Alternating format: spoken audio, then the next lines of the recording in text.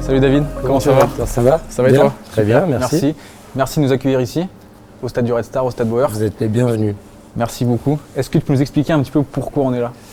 Parce que c'est quand même un temple du football historique, hein. C'est le deuxième club le plus vieux de France, le plus vieux club de la région parisienne, et c'est là où j'ai terminé ma carrière.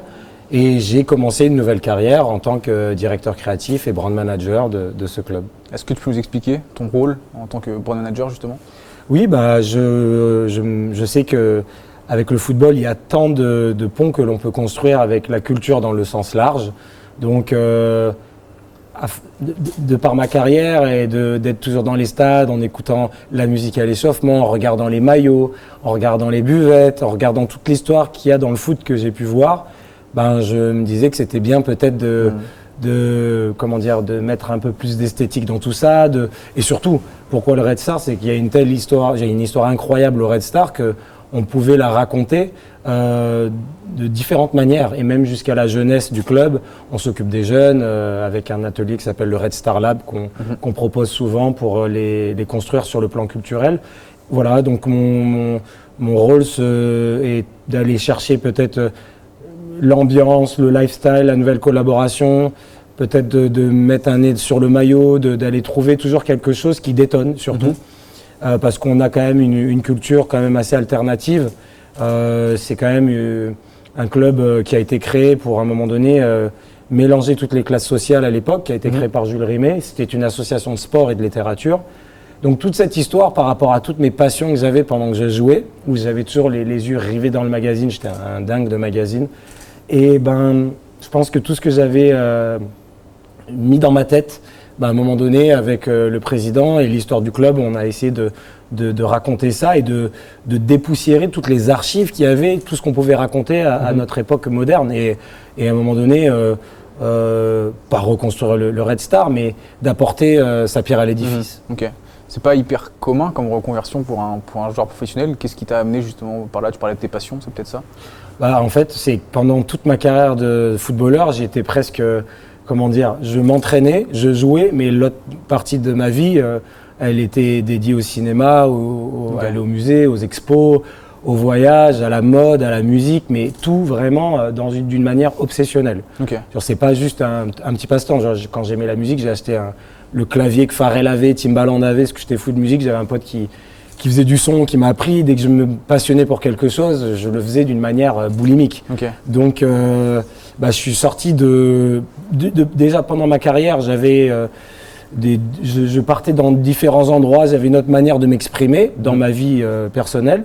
Et puis, quand il y a eu cette transition, je me suis servi de toute cette culture pour l'apporter au Red Star. Ok. En tout cas, je le répète, mais merci de nous accueillir ici. Merci d'avoir ramené ta collection. On va rentrer dans le vif du sujet. Avant ça, première petite question maillot. Si je te dis maillot de foot, c'est quoi le premier maillot auquel tu penses? Le premier maillot qui te vient à l'esprit? L'AS Cannes, parce que j'ai commencé ma carrière à l'AS Cannes. À la belle époque, quand l'AS Cannes, les pros étaient en division 1, comme on appelait ça en D1 à l'époque. Et puis, c'était une époque quand tu es petit où tu rêves de jouer à l'AS Cannes, d'être pro là-bas et d'y rester. Tu t'imagines pas qu'il faut partir. En plus, il faut remettre tout ça dans le contexte. Dans les années 90, les joueurs ne partaient pas tout le temps, souvent. Donc, on allait au stade Coubertin. Dès qu'on était à l'AS Cannes, qu'on avait un ticket ou quoi que ce soit, on y allait, on regardait au grillage, on regardait Zidane, Vieira, Sébastien Frey, Jomicou. Il y avait Luis Fernandez qui était l'entraîneur, qui a été aussi Boro Primora, Camara Simba, il y avait des noms, José Bray qui est devenu mon agent toute ma carrière, donc avec qui c'est comme un frère pour moi. Donc voilà, quand on était petit, on avait des étoiles dans les yeux à regarder et on était trop heureux de porter le maillot. Et puis quand il fallait toucher les équipements, à chaque fois au début de l'année, on était trop content d'avoir le maillot d'entraînement, etc. C'est toujours magique ce moment-là. Justement, je crois que le premier maillot que tu as ramené, c'est l'AS Cannes. Oui. Un premier maillot qui celui-là est franchement vraiment hyper ancien, marqué par le temps. Marqué par le temps. Je ne sais pas quelle catégorie correspond, parce que j'ai commencé en débutant, deuxième année. Mon premier entraînement, c'était le mercredi 9 janvier 1991. Je me rappellerai parce que je ne suis pas arrivé en septembre. Ok. Parce que là, j'ai tapé des pieds et des mains à ma mère pour avoir une licence et ça coûtait trop cher. Ça coûtait 300 francs, ce qui était trop cher pour nous à l'époque. Mais elle voyait que j'insistais comme un malade pour jouer parce que j'étais à l'école et je jouais avec le ballon de l'école. Et je suis arrivé, je pense que ce maillot, je ne pense pas que c'est d'être le maillot de débutant vu la taille, la corpulence. Mais ça date de pupille, je pense, poussin au pupille, donc 80. J'ai commencé en 91, donc 93, 94, je pense. Numéro 9 déjà. Donc Alors moi, attaquant déjà, je veux dire. Non, pas du tout. Moi, mon héros qui ne changera pas parce que c'est irrationnel, c'était le roi Pelé. Ouais. Et il avait le 10. Donc le 9 parce que peut-être Georges Weah, je ne sais pas si Georges Weah avait déjà commencé à cette époque, mais j'aimais le 9 et le 10, mais c'était plutôt le 10 qui me plaisait. Ok. Donc ouais.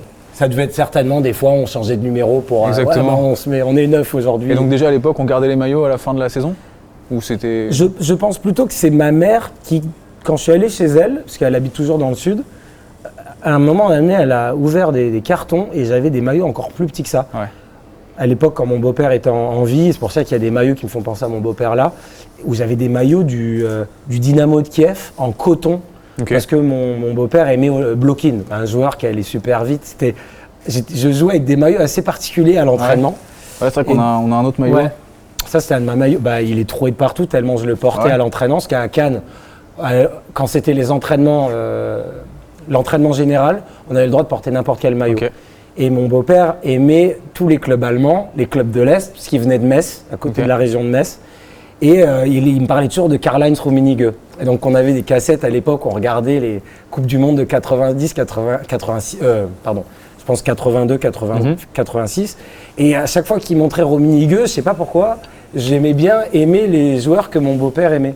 Okay. Et en même temps, il me parlait de Félix Magath, Rummenigge, Oleg Blokin, ce qui n'a aucun sens par rapport à ma génération où tout le monde parlait de Waddle et Papin. Moi, je jouais avec des trucs où les parents me disaient mais pourquoi ils portent des maillots comme ça d'une génération qui n'était pas la mienne, quoi. Donc j'avais toujours des maillots. Donc évidemment, je pense que c'était un faux, ou je sais pas, parce que je sais pas comment ils trouvaient les maillots, parce que peut-être que quand ils rentraient à Metz, ils trouvaient des maillots et je portais ce maillot. Juste après, on a encore plusieurs maillots de la SCAN. Ouais, ça devait encore être, le 9. Ça devait être minime, ça devait être minime, cadet minime, pareil. Je sais pas à quoi ça correspond, mais peut-être les premières années du centre de formation. Non, on était en Adidas. Il n'y a pas d'année marquée dessus, mais ouais. Diadora, ABM, c'était avant Adidas. Je crois quand je suis rentré au centre, on était en Adidas, il me semble. Ouais. Donc ça devait être avant. Ça devait être les années cadet minime. Ouais. Okay. Minime cadet, ouais. De Cannes. Et là, on a un maillot justement. Adidas, ça, c'est mythique. SCAN. Gambardella, moins de 17. Avec le patch ici. Ouais, c'est mythique quand t'es petit, tu faisais le maillot de la Gambarde.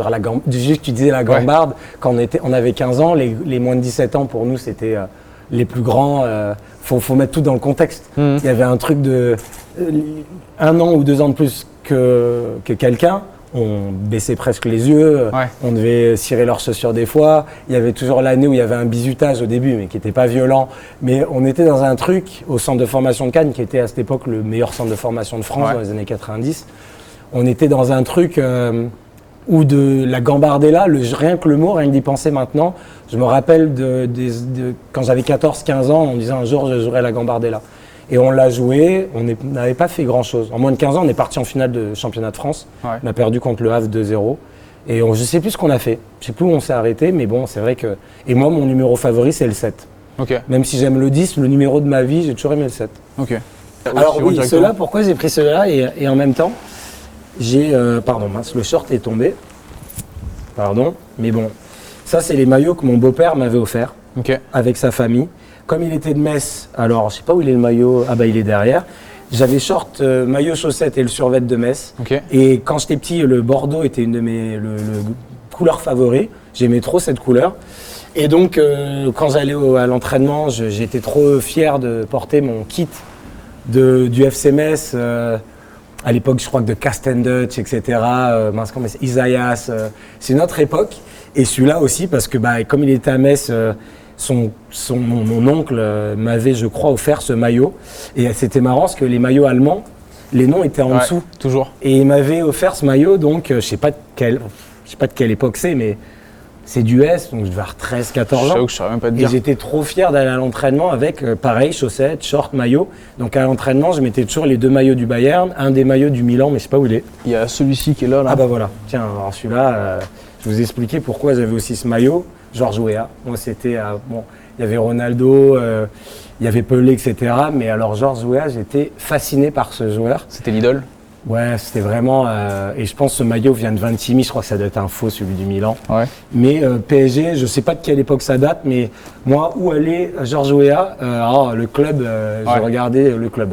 Le Milan aussi, parce que même s'il n'y avait pas que Georges Weah, il y avait Boban, il y avait Savicevic, vraiment c'était le club de mon adolescence, c'était Milan et Manchester. Mais plus petit, c'était quand même le Milan, le grand Milan de Gullit, de Van Basten, etc. Quand Weah est parti à Milan, alors là, pour moi, c'était à l'entraînement le Milan AC, quoi. Donc, un maillot qui a de l'histoire aussi. Avant, parce que forcément, moi je suis parisien de base, qui avait une équipe incroyable, et que Georges Weah, encore, il était là, donc je regardais, je sais pas quelle époque ça date, mais j'ai pas l'année en tête, mais il me semble que c'est un petit peu plus tard. Ouais, mais là, ce qui est cool, c'est que c'est un maillot qui a de l'histoire, avec puis, le patch un peu décollé. Et tu vois, c'est assez rare quand on rencontre des joueurs qui s'est gardé les maillots de leur enfance, justement. Ah ouais. Toi, t'as tout gardé? Genre, ma mère a gardé des trucs encore, à la limite, j'ai failli amener des fanions qui étaient de 89, 90, complètement fous, des pins d'équipe de Moscou. Je sais pas pourquoi j'ai ces choses-là, mais ma mère a gardé des coupes, des trucs. Et un jour, quand elle est venue à Paris, bon, elle est parisienne aussi, mais elle vit dans le sud, elle nous a fait un transfert avec plein de trucs. C'est comme ça que j'ai retrouvé tous ces maillots. Sinon, alors, moi, je suis pas du tout nostalgique plus que ça. Donc, tout est dans des cartons. Et donc, je suis content de faire cette capsule vidéo parce qu'en même temps, ça me rappelle des choses, quoi. Sinon, je m'en rappelle pas, ils sont dans ma cave. Si vous imaginez la galère que j'ai fait pour faire ce truc, c'était assez incroyable. Chasse au trésor. On a un dernier maillot d'un club où tu n'as pas joué, FC Nantes. Ouais, et donc là, ça a été quand même une transition, je vais vous expliquer pourquoi. En fait, ma dernière année à Cannes, j'étais en réserve pro. C'était l'année 2000-2001. Et bon, j'ai eu mon bac l'année d'avant. J'avais plus besoin de faire de devoirs, j'ai eu mon bac. J'avais un scooter, un Oveto, comme ça, j'allais à l'entraînement. C'était vraiment ma vie. J'avais une doudoune Diadora, survêt claquette, scooter jusqu'à l'entraînement, au camp d'entraînement de Cannes, pendant 1 an.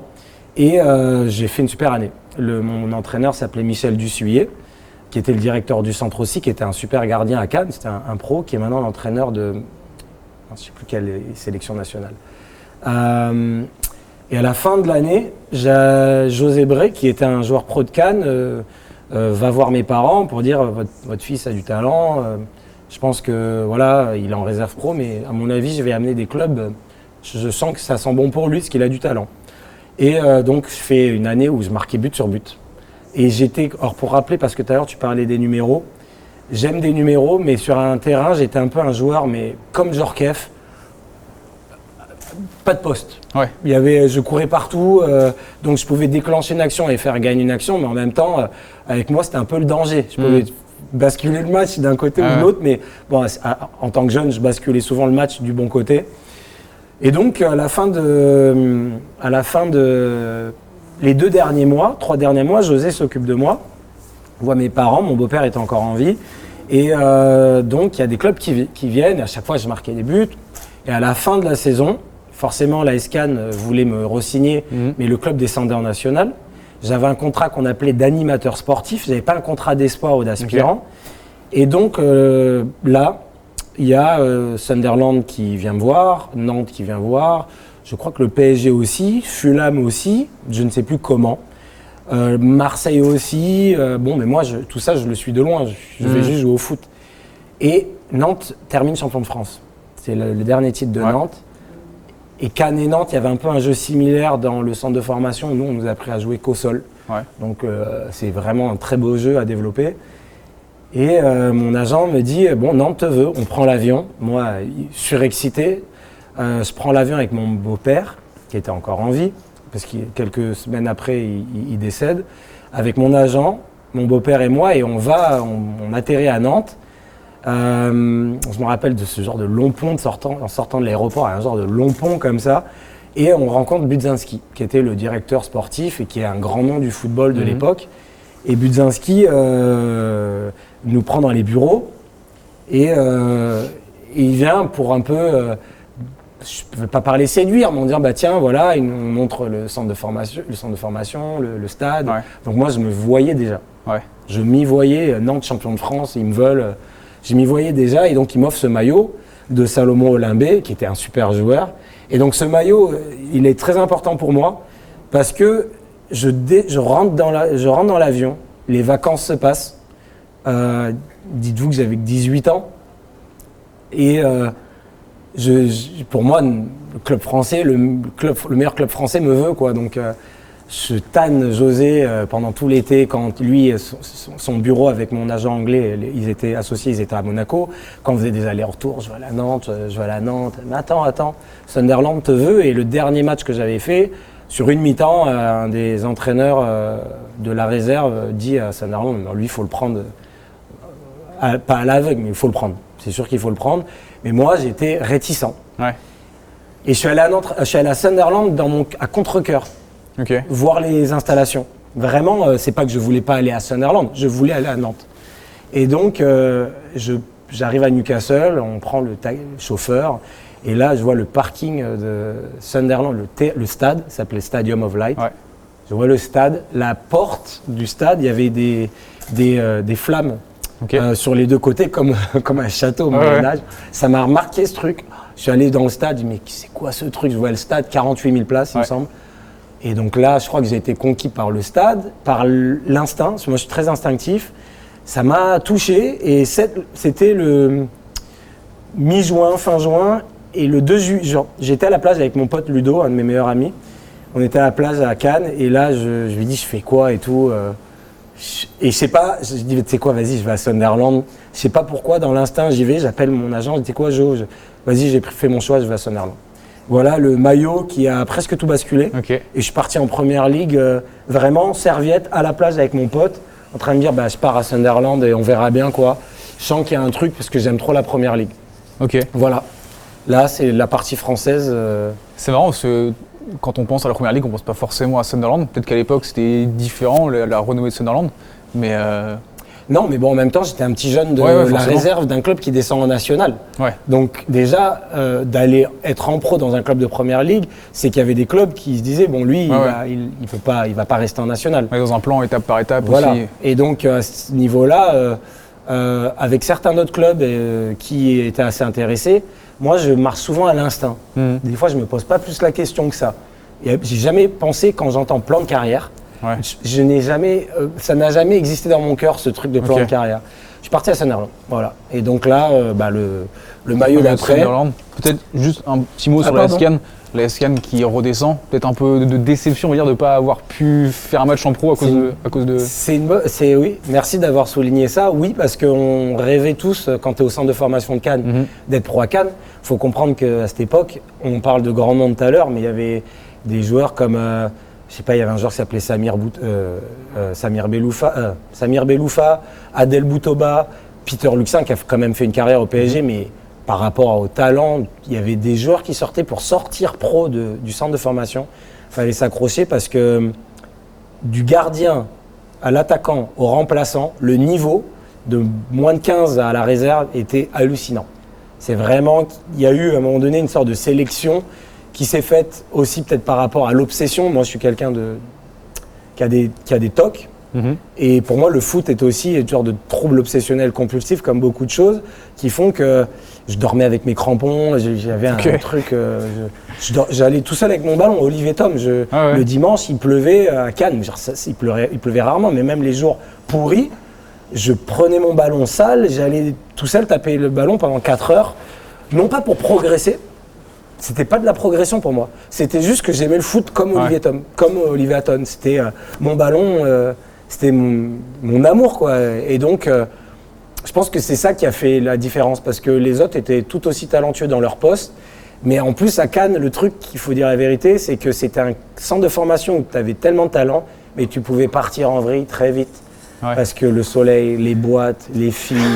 Il y avait tout un truc à un moment donné à cette époque, c'est vrai ce que je dis, 15 moins 17. et les parents n'étaient pas sur place. Voilà un truc qui est très important et je remercie ma mère et mon beau-père à l'époque, et mon père qui est à Paris, mais j'ai grandi avec ma mère et mon beau-père. Il faut comprendre que j'ai eu une chance énorme, c'est que ma mère, en tant que Parisienne, est partie s'installer à Cannes. Ouais. Sans un rond, elle est partie, elle a fait les marchés, et puis elle a trouvé un taf, et puis j'ai vécu à la belle période de Cannes en allant au centre de formation, mais je rentrais chez moi le soir. Okay. Je pense que ça a été mon équilibre. Ouais. Parce que les autres joueurs, à 22h, couvre-feu. Et donc, quand tu as un couvre-feu que tu es adolescent, tu veux forcément le contourner. C'est un truc d'adolescence, tu veux. Et je pense que Cannes, et surtout en France, Cannes, à cette époque, même maintenant, mais à cette époque, c'était vraiment la ville. Alors, le festival de Cannes, c'est rien comparé à l'année. Mais le soleil, la plage, les boîtes, encore une fois, je répète, les filles, il y avait tout un univers où tu pouvais partir en vrai trop facilement. C'était trop facile de dire bon. Et puis, je dis pas que j'ai un peu participé dans un sens, c'est que des fois, je partais du centre avec mes potes, on grimpait le portail et on partait à pied ou en bus ou je sais pas quoi, on partait à Cannes. Moi, j'avais la chance, je rentrais chez moi. Mais c'était tout un truc qui a fait que je pense que mon équilibre, c'est que j'ai grandi avec mes potes aussi de Cannes. Ouais. Mes potes de Paris, mes potes de Cannes, et j'étais pas enfermé. Et moi, alors enfermé, je pense que je sais pas si je serais parti en vrille, mais je déteste être enfermé. Okay. Il y avait un côté d'enfermement dans un centre de formation. Et il y avait peut-être pas justement la même démesure entre guillemets du côté de Sunderland, pas le même rythme de vie. Alors là, je peux parler de Sunderland, donc voilà, c'est le maillot, je vais vous dire, je pense que c'est les maillots des matchs amicaux, parce qu'il n'y avait pas mon nom encore. Okay. Et je sais plus quel numéro j'avais. Juste après, on va avoir le numéro 15. Bah, donc j'avais le 15 à Sunderland, et l'autre, c'est pareil. Ouais, bon. Numéro 15. Ça devait être le maillot de mes débuts. Et le maillot de mes débuts, je joue contre... Mon beau-père décède le jour de mon premier entraînement. Je pars l'enterrer. Je reviens au Touquet parce que mon équipe était au Touquet en pré-saison. Okay. Et donc j'arrive un peu... c'était un peu l'enfer. Passons l'histoire. Et puis j'arrive au Touquet et donc on fait 2 jours où on crache, mais un truc de fou. Genre, il n'y avait pas à Cannes où on courait tout le temps. Là, c'était 2 jours violents, après on joue au foot. Je me rappellerai toujours de sorte d'atelier de fou furieux. Et mon premier match amical est contre Calais qui perd en Coupe de France. Et je ne sais pas si vous vous rappelez de cette époque, Calais perd une finale, je ne sais plus contre qui en Coupe de France. Et ils avaient les Predators grises, il y avait un truc. Okay. Et moi, je joue le match, je joue un match alors que j'étais fatigué, mais vraiment par tout ce qui m'était arrivé. Et je joue un match où je marche sur l'eau. Le Peter Reid, qui était l'entraîneur de mon équipe, qui a fait partie des joueurs qui se fait dribbler par Maradona sur le... Okay. Pas dribbler, mais il est au début de l'action. Ah ouais. Me connaissait pas. En fait, c'est l'entraîneur de la réserve qui l'a dit, mais prends-le. Et là, je fais un match où vraiment, je fais des petits ponts, des trucs complètement fous, des roulettes et tout. Et donc, les supporters me disent, mais c'est qui ce joueur de Sunderland ? Ils m'applaudissent quand je sors, parce que j'avais des crampes. Et je pense que ça peut-être le premier maillot, parce qu'il pleuvait, il faisait froid. Okay. Et moi, j'étais assez frileux. Donc, j'avais toujours régulièrement des maillots manches longs. Et donc, j'avais pas ce numéro, mais j'ai fait le match qui a lancé le truc dans la presse. Les supporters m'applaudissent. Et moi, à Cannes, j'étais un joueur de réserve d'une Ligue 2. Donc, je me rappellerai toujours avec Cookie, un joueur qui est dans la série Netflix Sunderland Till I Die. C'était le kitman qui me prend et me dit « Regarde, c'est pour toi ». Et moi, je pensais à mon beau-père et tous les supporters m'applaudissent, mais à l'anglaise, quoi. Toute une tribune. Et donc là, dans ma tête, je me dis, bon, j'ai basculé dans un autre truc. Ouais. Je pense que ça devait être ce maillot, à mon avis. Donc rien que d'en parler, ça me touche parce que c'est... beaucoup d'émotions, quoi, en un seul match. Tout ça accouche d'un drame. Ah ouais. Je commence ma carrière sur un drame, un suicide en plus, donc c'est tout un truc j'étais jeune, je ne comprenais pas trop ce qui m'arrivait. Et puis même, ces 2 maillots, c'était plus pour les 2 saisons. Ça devait être le maillot extérieur de je ne sais pas quelle saison. Et ça devait être le maillot extérieur de l'autre saison. Okay. Je pense que celui-là, c'était le premier. Parce que je crois que mon premier match en pro, c'était contre Fulham, contre Van der Sar. Je suis rentré, j'ai oublié mes protèges tibia. Tellement dans l'excitation que l'entraîneur me dit viens et je change. Et puis l'arbitre de touche, il a dû juste faire comme ça. Et puis le premier tampon que je me prends, mais j'ai mal. Et en fait, j'ai vu qu'ils n'avaient pas mes protèges. Donc j'ai rien dit. Et je fais genre de frappe où Van der Sar arrête le ballon, on perd 2-0. Et quand j'appelle mes potes, je dis mais Van der Sar, il a arrêté mon tir à moi, il a arrêté mon tir. Et donc c'est des trucs, dans ma tête, j'étais encore dans... à jouer à la console, je regardais ces joueurs à la télé et je joue contre Van der Sar et je tire le pied gauche, il arrête et en plus il était cadré le ballon et je me voyais en plus le marquer et j'étais trop content, même dans la défaite, d'avoir joué contre Van der Sar, où c'était l'époque où Tigana avait Lekvansky, ça, etc. Ouais, voilà, donc c'est les maillots de Sunderland et j'en profite pour parler de ce maillot à côté de Baki Mercimek, qui est un de mes seuls amis dans le foot, pas mes seuls, mais un de mes meilleurs amis dans le foot, parce que le jour où j'ai perdu mon beau-père, il était dans le bed and breakfast où on était logés. Quand on arrivait, on logeait dans ce genre de bed and breakfast, et on s'est liés d'amitié la veille du premier entraînement, on courait ensemble, et c'est lui qui me prend dans les bras le jour où j'apprends la mort de mon beau-père, et puis il me dit, moi j'ai perdu mon père aussi. Et on s'est vu il n'y a pas longtemps en Turquie, parce que je suis allé en Turquie il y a 3 semaines.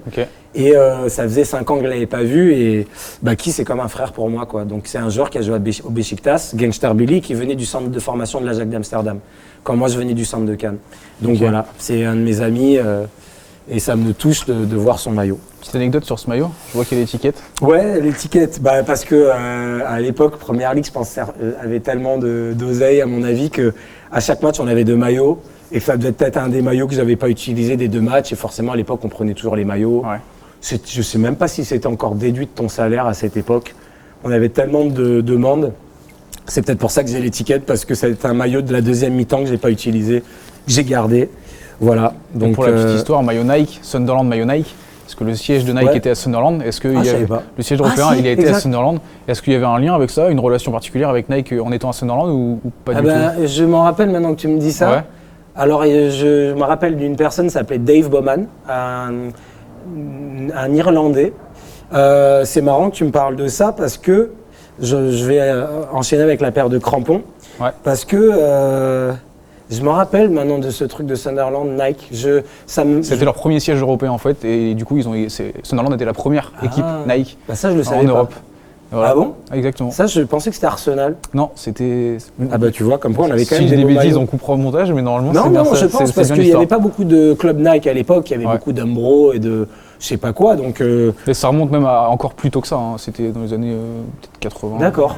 Les Sunderland a même a fait le premier vrai transfert officiel, je crois. C'est possible. En 1800... quand il y a The English Game là, sur Netflix, je crois que le vrai premier transfert officiel, bizarrement, c'est Sunderland encore. Donc club pionnier. C'est marrant que tu parles de Nike parce que donc on arrive donc à ces maillots de Sunderland. Et cette paire de crampons. J'espère qu'il a un peu changé beaucoup de choses pour moi parce que mon premier match c'est contre Fulham, le premier match c'est contre Ipswich. Mais je joue pas, je suis sur le banc, je rentre pas. Lilian Lasland, je signe au même moment que Lilian Lasland à Sunderland. Donc je découvre la première ligue sur un banc avec un premier tacle d'un joueur et tout le stade se lève sur un tacle, ça change, mais ils sont ouf, ils applaudissent sur un tacle de foot, alors que nous à Cannes, interdit de tacler, c'est toujours du beau jeu, quoi. Et le deuxième match c'est Fulham. Je crois que le troisième match, ça doit être Manchester ou le quatrième, parce que je joue Newcastle, le derby, je rentre sur le terrain affolant. Et là, on joue Manchester. Donc, et Dave Bowman, comme j'avais fait ce début de saison explosif pendant la pré-saison, le petit jeune qui monte, j'avais déjà un chant complètement fou. Et Dave Bowman, le gars de Nike, m'offre cette paire de chaussures. Alors, il faut remettre dans le contexte. Il la sort de la boîte en bronze, genre de cette couleur. C'est une paire Les incroyable. autres joueurs me disent, mais c'est quoi cette couleur et tout. Moi, un peu pas fier, mais tu sais, tu connais, j'ai les bons trucs, tu vois. Donc, j'étais trop content. Et donc, je suis sur le banc contre Manchester et je vois mon héros, Ryan Giggs. C'est un de mes héros comme Wea. Ryan Giggs, c'était... Et donc, je suis sur le banc avec des yeux d'enfant. Il y avait Beckham, il y avait Ryan Giggs, il y avait Barthez dans les cages, Laurent Blanc. Et là, moi, je suis en train de regarder dans ma tête la finale 98. Je vois Barthez, je vois Laurent Blanc, Van Nistelrooy. Peut-être pas Van Nistelrooy, je sais pas si... Peut-être. Je sais plus c'est quelle époque, mais... Donc, je regarde le match, pas comme un pro. Et Kevin Kilbane, qui était un joueur irlandais qui a joué le match où on se qualifie pour la Coupe du Monde 2010. Quand il y a eu la main, etc. Il était très gentil. Et Kevin Kilbane il se blesse à la mi-temps. Mais alors, moi, Dans ma tête, je suis un petit jeune, bon, je rentre à peine. Il se blesse avant le match, à la mi-temps. Et avant de rentrer sur le terrain, Peter Reid, il me dit échauffe-toi. Alors là, le niveau d'adrénaline. Monte d'un coup. Ouais, mais je me rappellerai le niveau d'adrénaline. Je vais jouer contre Manchester, contre Ryan Giggs. Donc, dans ma tête, je vais jouer contre Ryan Giggs. Et donc, il me donne cette paire de chaussures. Et je joue un match, une mi-temps, où Alex Ferguson, après la mi-temps, il a dit c'est qui ce jeune? Et ils m'ont suivi pendant 1 an et demi après ça. Parce que je suis parti sur une de mes premières actions, je suis parti de 70 mètres et j'ai dribblé tout le monde. Okay. Même moi, je me vois dans le film en train de penser, je dribble tout le monde, là, je dribble tout le monde. Et le dernier crochet sur West Brown, c'était Graham Paul, l'arbitre. Je fais un crochet et je me retrouve nez à nez avec Barthez si je le crochette. Okay. Donc je le crochette, il y a pénalty, il siffle pas. Mais s'il me crochette pas, je mets le but de l'année, vraiment, genre j'ai pas mis des buts de l'année, hein, mais sur là, j'arrive... Et tout le stade m'a applaudi. Et deuxième action, je fais à peu près la même chose de la mi-temps. Et c'est Laurent Blanc qui me... Avec ces chaussures-là, quoi, je fais la même action un peu de feu comme ça. Et c'est Laurent Blanc qui me fauche et qui me relève. Et dans ma tête, c'est comme avec Van der Sar. Je me suis fait relever par Laurent Blanc. Donc tout ça a été... donc en quelques mois, tu passes de la réserve de Cannes à... En scooter au veto. Exactement. Ma doudoune Diadora. Je dormais, ma mère et mon beau-père étaient séparés, mais j'étais chez moi à jouer avec la Nintendo, quoi. 3 mois après, je me retrouve à faire ça, en plus à faire un super match. Et donc là, après... et cette chaussure, je l'ai toujours gardée alors que j'en ai eu. Hein. Mais celle-là, c'est le jour de mon match contre Manchester. Le pouvoir des Mercuriels, la magie des Mercuriels, R9, le logo dessus, R9, Ronaldo. Alors là, après, on parlait de Wea et tout, mais Ronaldo, là, pour moi, ça a été... le plus grand attaquant de l'histoire de tous les attaquants neufs. Il n'y avait pas mieux pour notre génération, c'était le boss, quoi. Donc, Je reviens sur l'entame de match avec le gros tacle et les applaudissements. Il y a une vraie différence avec le jeu anglais, c'est pas un mythe, quand on arrive sur le terrain, on est vraiment... Moi, je suis allé en France pour différentes raisons. Je suis très instinctif, je suis revenu en France, mais bon, quand tu pars en Angleterre, en général, les gens ne retournent jamais en France, sans manquer de respect à la Ligue 1, qui m'a donné beaucoup de choses, mais... Bon, c'est le pays du foot, c'est l'Angleterre. Je dis pas qu'en Turquie, c'est fou, en Grèce, c'est fou, en Argentine, c'est fou. Mais le pays du foot, c'est l'Angleterre, c'est sûr. Et surtout à mon époque. On parle de 2001, donc il y a 21 ans, c'est post-Coupe du Monde 2098, champion d'Europe 2000, donc les Français, je suis un des premiers petits Frenchies qui arrivent. C'est ce que je veux dire, c'est hyper tôt. Ouais, parce qu'il y avait Henry avant, puis il y a Nelka, et puis... moi, j'arrive au même moment où Queudru va à Middlesbrough, Franck Queudru. Il y avait Olivier Bernard à Newcastle. Puis après, il y a Laurent Robert qui arrive à Newcastle, qui est qui a été une star de Newcastle. Je fais partie de cette petite génération de petits jeunes qui arrivent, quoi. Donc, c'était une bénédiction. Le foot anglais à cette époque-là, en termes de qualité, parce qu'il y avait les grands clubs, mais les petits clubs... quand on parle de grands clubs, je parle de Manchester et d'Arsenal, surtout parce que City n'existait absolument pas. Chelsea commençait à sortir 2 ans après. Et les autres clubs, Liverpool bien entendu, mais les autres clubs c'était des gros clubs, mais on ne peut pas parler des clubs de maintenant. Mais dans tous les clubs, il n'y avait que des stars. Shearer à Newcastle, moi je joue contre Bolton de l'époque, il y avait les Fernando Hierro qui finissaient leur carrière là-bas, Yuri Djorkaeff qui était pas en fin de carrière, mais pas tout jeune non plus. Partout où tu jouais, il n'y avait que des stars. C'était des gros noms du football, quoi. Et l'acclimatation, football anglais, et même la vie en Angleterre, à 18 ans, partir de chez soi? Ça a été, dans mon malheur, dans le décès de mon beau-père, ça a été extraordinaire parce que mes agents se sont occupés de moi comme des pères. L'entraîneur s'est occupé de moi très durement, mais il m'a beaucoup protégé. Peter Reid, pas durement dans le mauvais sens, c'était quelqu'un qui était ce qu'on appelle hardman en anglais, qui est quelqu'un qui était quelqu'un de dur dans la personnalité, mais bon. Et ça a été peut-être les plus belles années, je dirais, de ma vie. En tant que jeune, c'était les années de Sunderland, parce qu'il y a une insouciance absolue avec Baki. J'achète mon appart, quelques mois après, un appart à la Scarface, un truc incroyable avec des escaliers je n'avais pas payé cher. Et j'avais un appart où tous mes potes de Paris, de Cannes, ils venaient.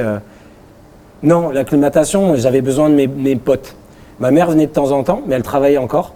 Mais j'avais besoin de mes potes, donc quand mes potes ils venaient, il y avait la Play, PES, tout le temps, mon synthé de musique, et on allait en boîte avec mon pote Baki, on avait 18 ans, donc On allait toujours en boîte, à part 2 jours avant un match, parce que la règle de sortir 2 jours avant un match, c'est mal vu en Angleterre. Ok.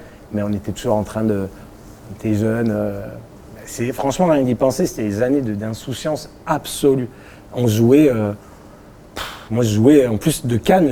On avait tendance à faire la fête à Cannes. Ouais. Pendant l'été, on faisait toujours la fête. Et je pense que moi, j'avais un rapport à...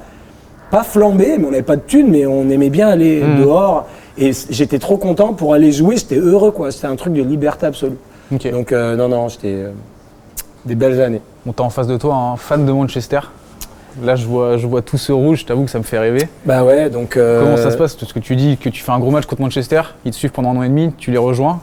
Ouais, bah déjà, entre-temps, l'année d'après, ça allait très vite parce que l'année d'après, on fait un tournoi.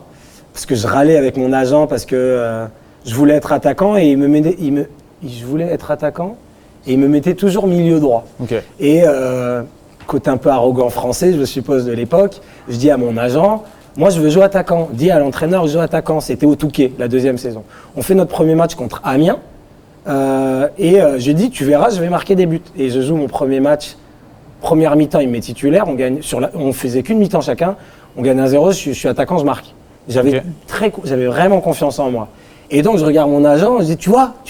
Et à l'époque je dis tu vois. Et mon agent m'a regardé et il était proche de l'entraîneur. Ils étaient très intimes aussi, mais je savais pas tout, tu vois. Et il a dit lui là, il allait lui dire comment je me comportais. J'étais pas méchant, mais je voulais jouer attaquant. Ouais. Et donc moi, sûr de moi, en fait ils m'ont puni d'une certaine manière et ils m'ont fait faire le tournoi de Jersey, entre les deux, entre l'Angleterre et la France. Okay. Donc la petite punition, la discipline, c'était faire le malin à penser que tu peux prendre la place de Kevin Phillips et de Niall Quinn à l'époque. Et puis je voulais pas leur prendre la place, mais je voulais être attaquant. Je n'avais pas cette arrogance de dire que j'allais leur prendre la place.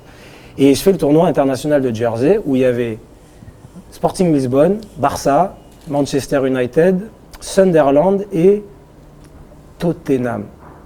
Je finis meilleur joueur du tournoi.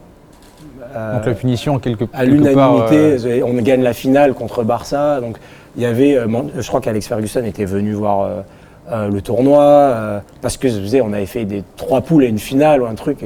J'avais survolé, comme on dit à cette époque, le tournoi, meilleur joueur. Donc je reviens alors encore presque plus arrogant à Sunderland parce que c'était une sorte de discipline d'aller jouer avec la réserve. Je reviens avec le meilleur joueur du tournoi. Avec le Barça, Manchester et tout, donc je reviens encore plus en Y, comme on dit. Je reviens, mais vraiment, je regardais mon agent parce qu'il est venu me voir. Il est venu parce que mon agent c'est comme mon père, les deux. Et je l'ai regardé dans la tribune. Tu vois, il a vu, il y avait un genre de regard à 20 mètres. Il a vu qu'en fait, je dis voilà, vous avez voulu me mettre là, regardez maintenant. Et donc après, ça allait super vite parce que je commence la saison. Malheureusement, mon entraîneur que j'aimais, Peter Reid, est limogé. Mais avant d'être limogé, Sunderland, avant d'être limogé, avant Manchester, commence signe à Manchester. Mon tout premier match, c'est le 28 septembre 2002. C'est le jour où ma mère aussi est née. Genre pas en 2002, mais bon, elle est née un 28 septembre. Et 3 jours avant, comme le club perdait, Peter Reid, à l'entraînement, il me dit si je te mets titulaire, est-ce que tu vas marquer pour moi? Oui. J'ai dit oui, je vais marquer, pas de souci. Donc je savais que j'allais jouer titulaire le mardi ou le mercredi. Donc là, j'appelle ma mère, mon pote Ludo, qui vient avec sa copine Mejda, mon agent, je suis pas en panique, mais je suis super content, mon premier match pro. Et le premier match pro contre Aston Villa, on gagne 1-0, je marque. Okay. La belle histoire, quoi. Donc dans le lendemain, dans la presse, le Back of the Sun, il y a marqué Sauvé par le gong en anglais. La série, ça s'appelle Saved by the Bell. Okay. Et c'est la moitié de mon nom. Et donc il y a moi qui fais un salto, tellement j'étais fou. Et à partir de là, je fais un match contre Arsenal. Donc j'ai un des maillots d'ailleurs où je fais un bon match. On fait un match de coupe, je fais un bon match. Peter Reid est quand même sous pression et il est limogé. Mais à partir au même moment, il y a Liverpool qui m'appelle. J'ai Gérard Rouillet au téléphone qui me dit je veux te prendre. Manchester qui appelle mon agent, tout le monde était chaud sur moi à cette époque. Et donc le transfert, entre-temps, moi mon héros, je disais à mon agent que c'était Ryan Giggs et qui le connaissait très bien, parce que mon agent était de Manchester et il m'amène en voiture chez lui, j'étais comme un gamin, j'avais pas encore signé, hein. Okay. Et il m'amène chez lui et donc timide, je n'osais même pas le regarder. Et puis il sort un maillot qui me signe, donc qui est en je crois 2002. Ligue des Champions. Quoi. Et donc pour moi, ce maillot-là, je m'imagine en pyjama en 96-97 sur ma télé avec le Canal+ piraté, vraiment à regarder ça et je me retrouve face à un de mes héros. Et donc il m'a donné le maillot. Je crois que je l'avais vu l'été à Cannes, il était passé à Cannes et puis c'était chez moi, donc il a mon agent, je m'occupe de lui et tout ça. Et donc bon, j'étais un peu timide. Et puis voilà, et quelques mois après, j'ai Alex Ferguson que je vois. Entre-temps, je signe un pré-contrat et puis j'arrive dans le club de mes rêves parce que c'était un de mes rêves. C'était Milan ou Manchester. Donc Manchester. Ce que je te disais tout à l'heure, on a fait notre première interview maillot de match avec Benoît Chéreau. Il nous avait parlé de l'influence de Giroud quand il était arrivé à Auxerre. Est-ce qu'il y a eu une influence, on va dire, un peu similaire de Ferguson quand toi t'es arrivé à Manchester? Ryan Giggs et Ferguson. Ouais. Cantona aussi, parce que Cantona, j'avais 3 cassettes quand j'étais petit, Cruyff, Pelé, Cantona. Ok. Donc celle de Cruyff et de Pelé, je les ai regardées. Je pense que la cassette, elle doit être morte tellement j'étais obsessionnel. Je pouvais regarder 2-3 fois dans la journée, le dimanche, Cruyff et Pelé, comme un fou furieux. Et donc, et Giggs n'avait pas de cassette, mais pour moi, je voyais ce petit gringalet comme ça qui driblait tout le monde facile, qui n'avait pas une dégaine des footballeurs ultra costauds. Et Cantona, parce que moi j'aime bien les joueurs avec un caractère, des trucs de fou. Et à l'époque de Scholes et tout ça, c'était quelque chose qui m'a motivé. Et Ferguson, oui, parce que ça restera le plus grand entraîneur pour moi de tous les temps dans le football, avec peut-être Cruyff de l'époque de Barcelone. Ils ont changé des choses, quoi. Guardiola aussi. Voilà, et entre-temps, avant de signer à Manchester, je pars voir la demi-finale de Juve Real, je crois, à l'époque de Zidane. Et on voit avec mon agent Luciano Moggi dans ses bureaux. Et il y avait plein de différentes discussions avec mon agent, pas que avec moi. Et Moggi sort de je sais pas d'où, et il revient, il me donne le maillot de Del Piero. Et donc... beau souvenir aussi, quoi. Ouais, genre c'est surtout que ce qui était assez intéressant à cette époque, c'était 2 ans avant, je suis chez moi, 2 ans après, j'ai les grands clubs. Je crois que Jordi Cruyff était aussi dans le staff et qui était intéressé après le tournoi. J'avais le choix d'aller dans les plus grands clubs. Donc c'est aussi pour moi, c'était plutôt, comme je suis pas ambitieux du tout, je suis juste obsessionnel, mais j'ai jamais été ambitieux. J'ai toujours fait les trucs par obsession. Des fois, tu te dis quand même, je sais que par obsession, ce que j'ai pu faire quand j'ai envie de me réveiller, ça m'a amené là, quoi. Et c'est même pas forcément le centre de formation de Cannes aussi qui m'a fait progresser. C'est comment j'ai joué dans la rue avec mes potes à Cannes. Okay. C'est vraiment mon foot de rue avec un pote qui s'appelait Rachid, Karl Chauvel, Rachid Mounim, rien que de penser, mes potes, Foued, Rachid Mézoir. C'est avec eux où j'ai joué mes plus belles parties qui m'ont fait progresser, c'était le foot de rue. Pas le foot professionnel vraiment. Donc je suis arrivé à la force de ça dans un grand club. Tu nous disais que tu n'avais pas forcément de plan de carrière. Non. Au final, tu pars de Cannes, Sunderland, Manchester, on monte quand même step by step. Mais même si c'était pas voulu, mais quand on arrive à Manchester, on se retrouve, c'est l'élite mondiale à l'époque, c'est la Première Ligue, c'est la Champions League, c'est des joueurs comme Beckham, Van Nistelrooy, Scholes, Giggs dans le vestiaire. Véron, Barthez, Keane. Il y en a tellement. Petit Louis, Wayne, Cristiano. C'est ça, tu arrives en plus quelques semaines avant ou après Cristiano? Non, 2 semaines. Moi, je signe, j'ai fait le début de saison. Et on fait le fameux match contre le Sporting où j'ai joué tout le match. On était KO parce qu'on revenait on avait le jet lag des États-Unis. Okay. Et bon, qu'il arrive 1 semaine après. Donc ça devait être 3 semaines. Il arrive, je sais pas, en août. Mais il y avait Diego Forlan, il y avait Rude, les 9 attaquants devant. Il y avait Olé.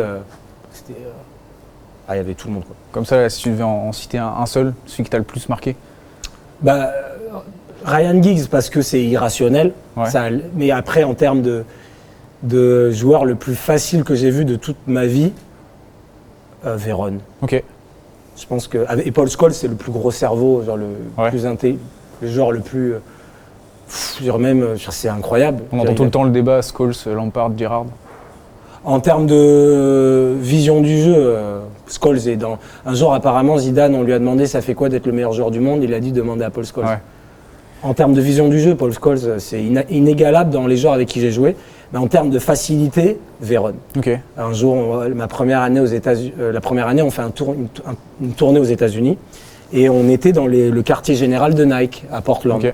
Et donc, on s'entraînait dans le quartier général avec des milliers de supporters qui venaient à l'entraînement. C'était quand même fou, quoi, à l'entraînement. Et Vérone n'était pas encore parti à Chelsea. C'était la première recrue de l'époque de Abramovich. Okay. Et donc, j'ai le 9 parce qu'avant d'avoir le 12, j'avais demandé le 9 à Ferguson, qui me l'avait donné pendant toute la pré-saison. Okay. Et le premier Charity Shield, je me retrouve avec le 12 parce qu'il réservait le 9 à Louis Saha. Okay. Et donc, jamais j'allais me comparer à ça, mais il m'avait donné le 9 toute la pré-saison. Okay. Et on est à Portland, petit match entre nous, sur la moitié de terrain, 8 contre 8 ou 9 contre 9. Fabien dans les cages, Ricardo, qui était d'Osasuna, je crois, dans l'autre, ou Villarreal, je sais pas. Et on fait une contre-attaque, nous.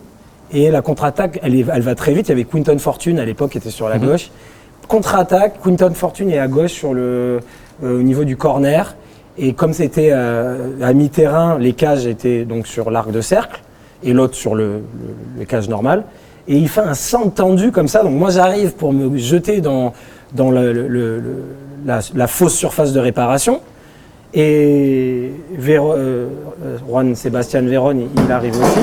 Et donc, il arrive et Quinton, il fait un centre tendu, mais tellement tendu que tu sais, tu peux faire poitrine pour la lever un peu en l'air.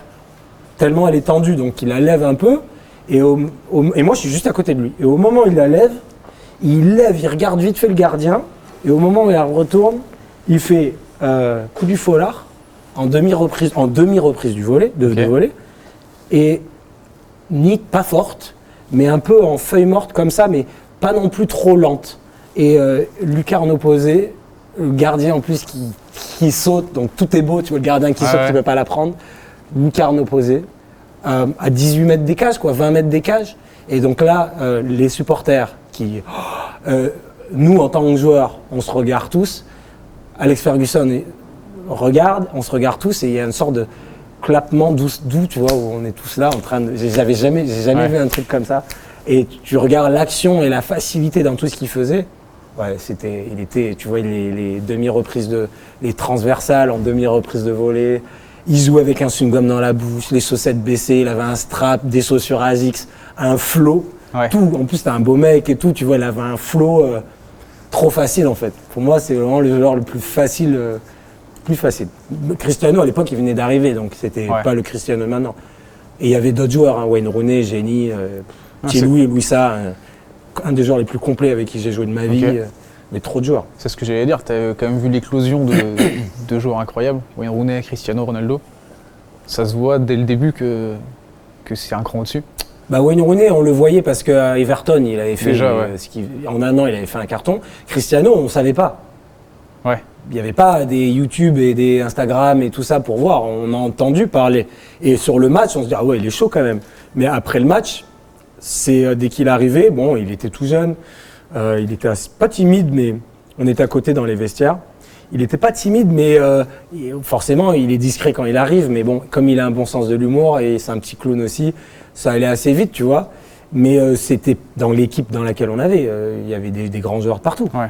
Il n'y avait que des grands joueurs de partout. Donc Nicky Butt était encore là. Bref, Roy Keane, Ferdinand. Tu parles le sens de l'humour, de faire le clown. On se permet de faire le clown en face d'un Roy Keane, d'un Van Nistelrooy. Chacun son caractère. Moi, je suis assez moqueur et j'aime bien qu'on se moque de moi. Okay. Ça me dérange pas. Donc j'ai été jeune, mais au début, tu prends tes marques. Mais moi, j'aime bien rigoler. Moi ça va, il y a des joueurs, ils sont un troupe, genre Paul Scholes à côté de moi, il est à côté de moi.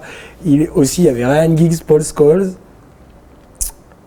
Gary Neville, Cristiano, et Paul Scholes ne parlait jamais. Okay. Il avait toujours une petite brindille dans la bouche, un petit truc, un cure-dent, et ça dépend des caractères, il parlait pas. Et sur le terrain, un génie, quoi. Ouais. On commençait toujours par des taureaux d'une demi-heure à peu près, donc c'était magique. Des taureaux, j'ai jamais vu une qualité comme ça. Et voilà. Donc, et aussi Wayne Rooney, l'éclosion, je l'ai vu en direct parce que le premier match qu'il fait de sa vie, je le joue aussi. Okay. Et j'étais censé tirer le coup franc qu'il met pour faire son hat-trick. Parce que, quand je jouais, Ferguson voulait que je tire les coups francs, parce que je tirais bien les coups francs. Donc le peu que je jouais, si c'était sur le terrain, je tirais les coups francs. Et il marque 2 buts. Et le troisième, quand il y a le coup franc qui était à 18-20 mètres, pour moi, c'était penalty. Ouais. Et donc, il me dit, je peux le tirer. Et je lui dis, oui, vas-y. Il était dans une forme. Et puis, hat-trick. Et moi, je marque le dernier. On gagne 5-0, je marque le dernier but, donc on a joué le match ensemble. Mec très gentil, très cool, un peu fou furieux aussi, mais très cool. Et lui, ça a été, pour moi, c'est un génie. Okay. Un vrai génie parce qu'il pouvait marquer partout, il pouvait jouer à tous les postes. C'est un des meilleurs joueurs avec qui j'ai joué dans le sens où tu vois qu'il n'a pas appris le football par le club de foot. C'est lui et sa manière de jouer. Tu tirais les coups francs peut-être à cause des initiales aussi? DB, David Beckham qui venait de partir. J'ai pris le même casier que lui parce qu'on partait. Donc, bon, je suis la contrefaçon, on va dire. Ouais. David Beckham, mais bon. Non, je tirais bien les coups francs à l'époque. Et oui, non, c'était pas pour ça. J'aimais beaucoup tirer les coups francs et à l'entraînement, on était quelques-uns à tirer les coups francs et voilà. Je vois quelques maillots un peu stylés derrière. Ça, c'est les maillots que que je me rappelle que j'ai échangés pendant ma période à Manchester, parce que je suis pas quelqu'un qui échangeait beaucoup les maillots. Ouais. Mais par contre, ça c'était plus parce que c'était un des maillots. Tes maillots, c'est des maillots qui sont vraiment très juste pour montrer à quoi ça ressemblait à l'époque, les maillots. Kaka, c'était juste avant le Ballon d'Or, je crois. Okay. Et on va aux États-Unis pour la deuxième tournée. Et comme les tournées, Alex Ferguson faisait jouer souvent les jeunes pour voir où on en était, etc., avant de mettre la grande équipe. J'avais joué tout le match et à la fin, Kaka, trop gentil, j'aimais bien le joueur. Il m'a dit, je peux prendre ton maillot. C'est une des seules fois où j'ai demandé des maillots, une des rares fois. Et il m'a échangé son maillot. Okay. Et alors, le maillot de Celtic, c'est que, ça c'est pareil, il n'y avait pas de nom, donc c'est mon premier... je pense que c'est mon premier match avec Manchester à Seattle. Okay. Mon tout premier match, je joue contre le Celtic, je marque, je rentre, je marque.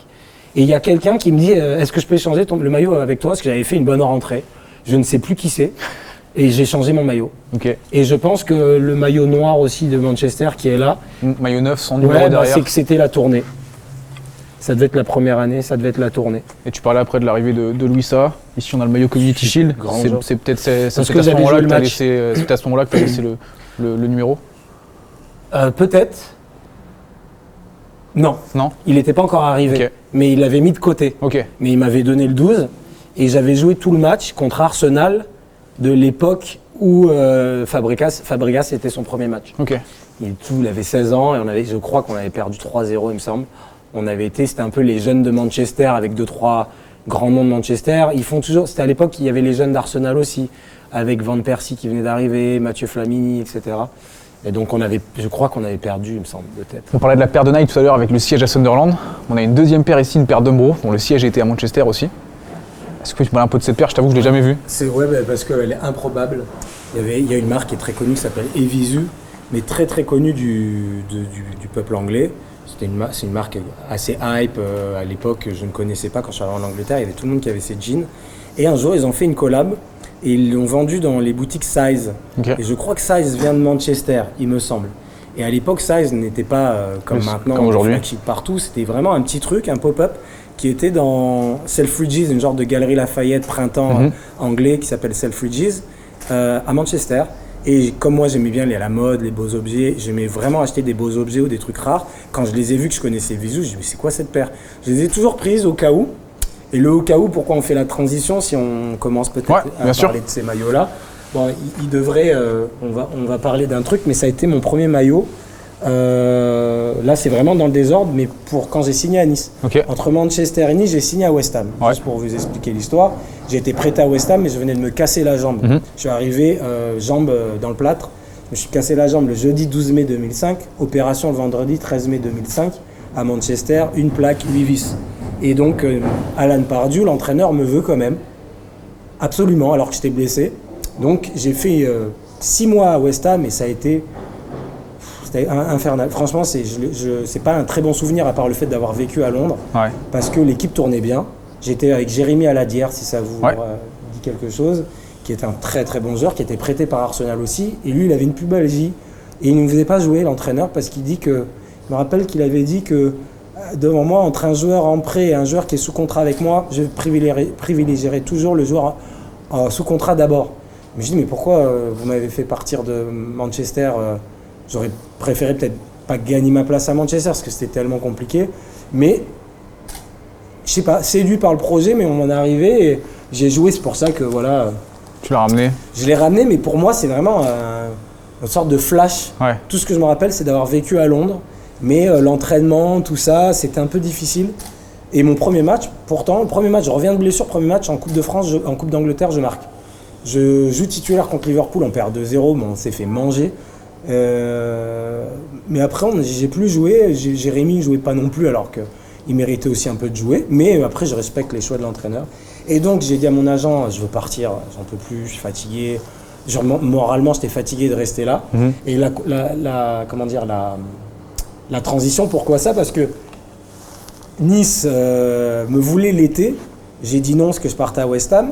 Le directeur sportif s'appelait Roger Ricord à l'époque et l'entraîneur c'était Frédéric Antonetti. Okay. Et je sais qu'ils étaient sur 2 autres joueurs parce que Antonetti ne me connaissait pas. C'était quelqu'un qui connaissait bien le championnat français mais ne connaissait pas forcément le championnat anglais. Mais c'est Roger Ricord, le directeur sportif, qui m'aimait beaucoup.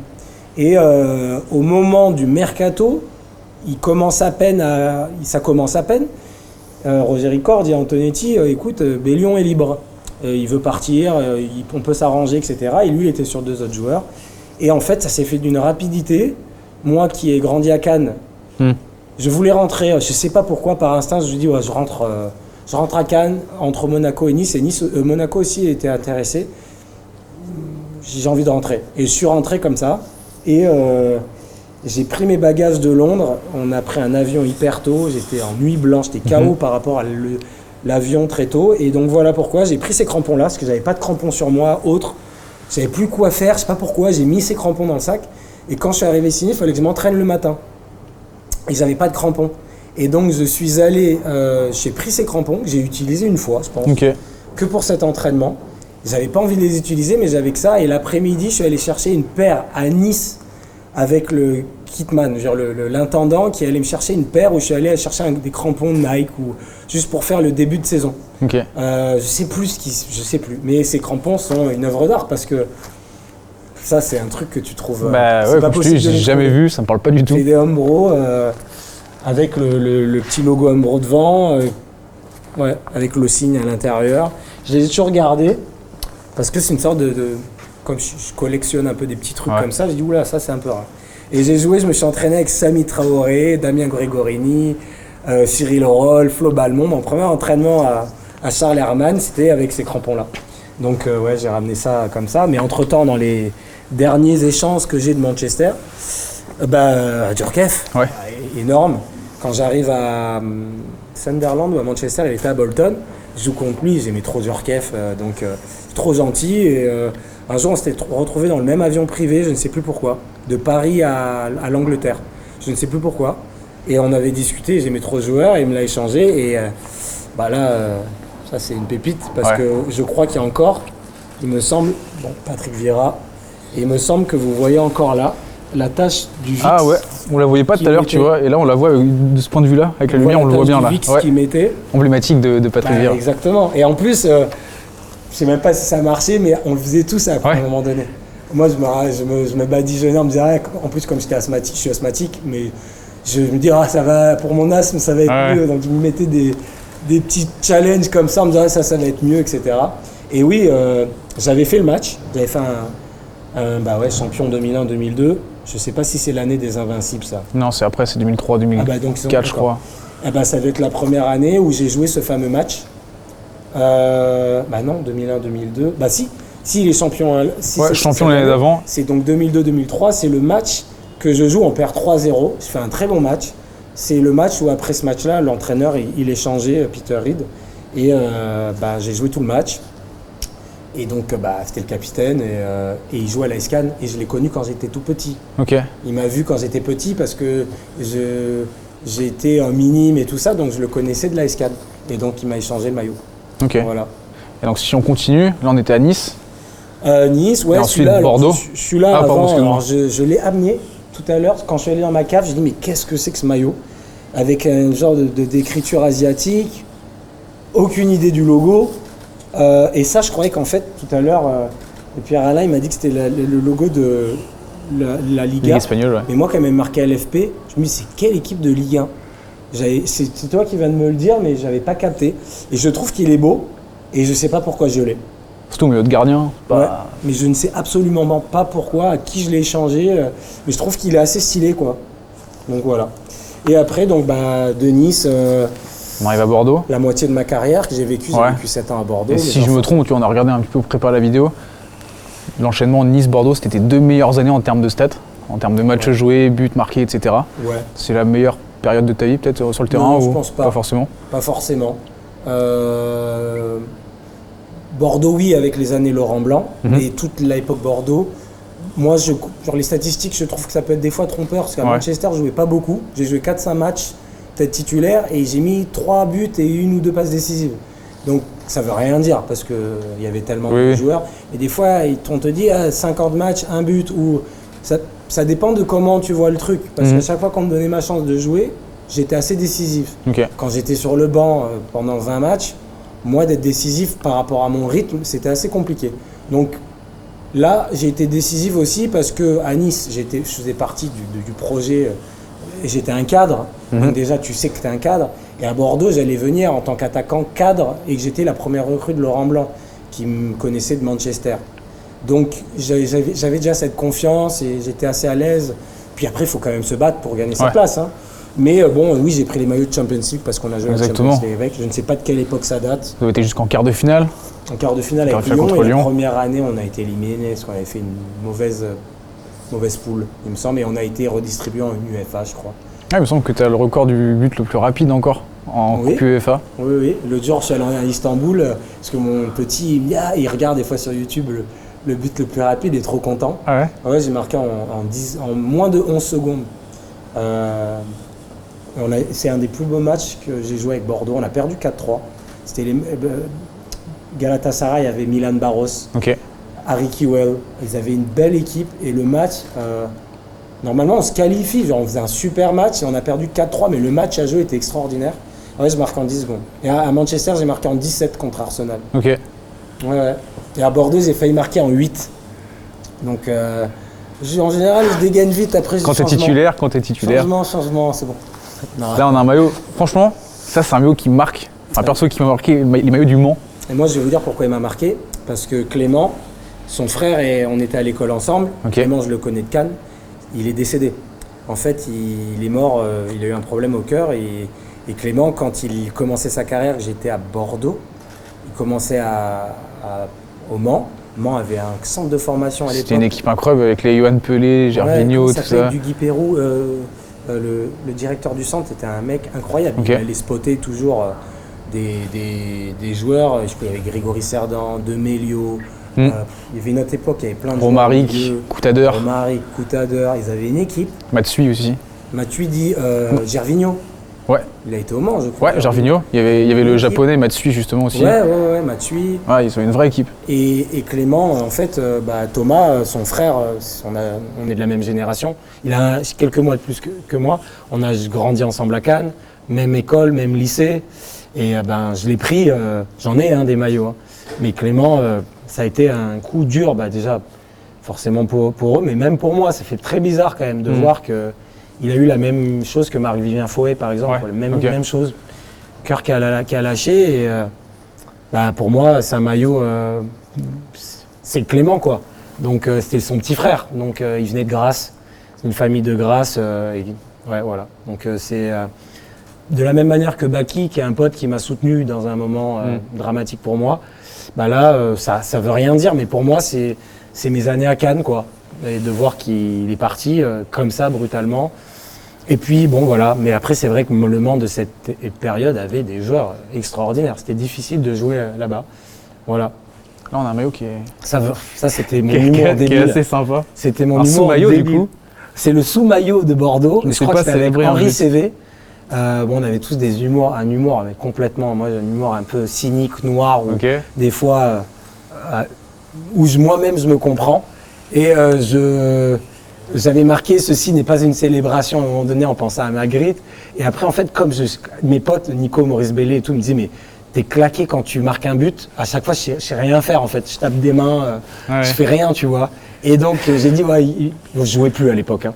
Je dis, si à un moment donné, je suis sur le terrain et que je marque, je vais juste me faire ça et je vais l'enlever. Et je l'ai juste pris parce que ça dénote de mon humour débile, en fait. On se fait chambrer après dans le vestiaire quand on rentre, qu'on l'enlève dans le vestiaire après la fin du match, qu'on n'a pas marqué. Et tout le monde te dit, alors, moi, je chambrais, les manières de se faire chambrer, des fois, Et nous, on avait une manière de chambrer à Bordeaux.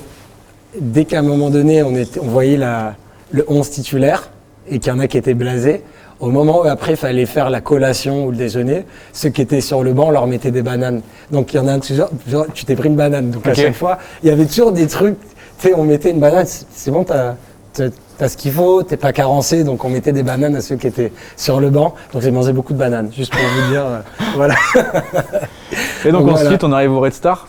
Donc là, tu pars de Ligue 1 par le national. Tu as 31 ans, je crois, à peu près, à ce moment-là. Je finis à Bordeaux en 2014, je suis né en 82, et donc j'allais sur mes 32 ans. Ouais, c'est ça. Ça peut paraître prématuré, je mets des guillemets vraiment pour descendre en national.